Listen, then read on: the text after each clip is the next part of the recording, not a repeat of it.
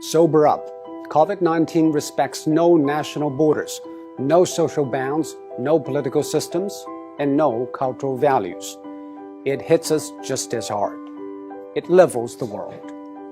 Facing the pandemic, it is not what happened matters. It is how we respond. For almost a month, it infected thousands in Wuhan in a day, and every hospital bed was occupied.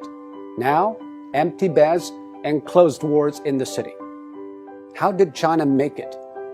It is nothing new, but it's worthy to know. According to an initial WHO report, an infected person appears to spread it to an average of 2.6 people.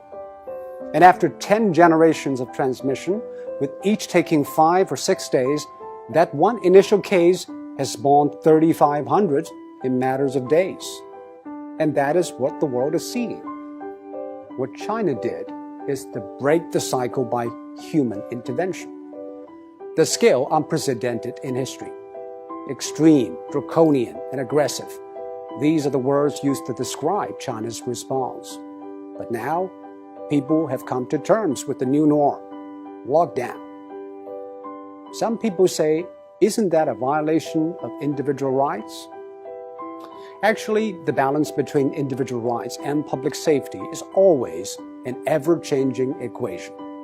After 9/11, all the airports in the world began to impose draconian safety checks on passengers, and people accepted it because we traded a little of our freedom for the greater good of the public.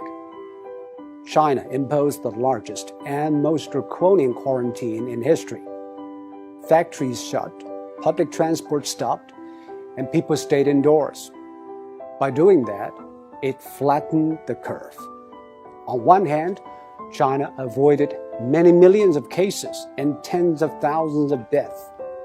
On the other, it stretched out the time and made the hospitals restaffed and less strained. This is exactly what Europe and America should know. But public policy needs both ends to agree. The decision makers